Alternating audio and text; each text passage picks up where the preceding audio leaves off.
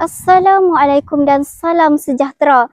Nama diberi Nur Atikah binti Herman.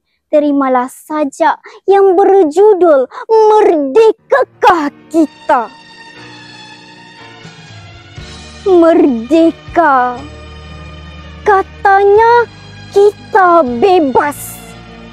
Namun jiwa masih terikat, terpersona dengan budaya asing hingga warisan sendiri diketepikan. Merdekakah kita jika lagu asing lebih merdu di telinga, sedang irama bangsa sendiri dipersenda? Jika bahasa sendiri dipandang hina, sedang lidah asing diagungkan pula.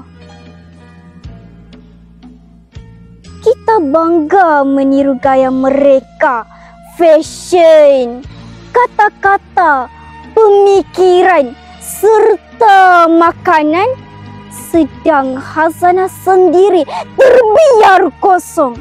Warisan nenek moyang dianggap usang.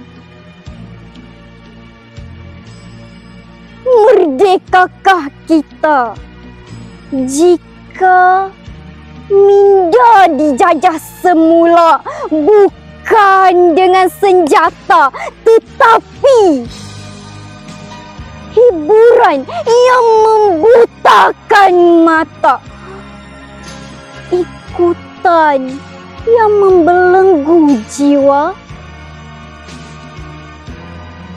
Wahai rakan-rakanku, merdeka bukan hanya bebas tanah air.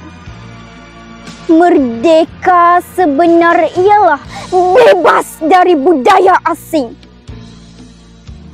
Tapi, apakah kita benar-benar merdeka? Atau bayang-bayang merata-rata? Merdekakah kita? Sekian, terima kasih. Selamat menyambut Hari Kemerdekaan yang ke-68.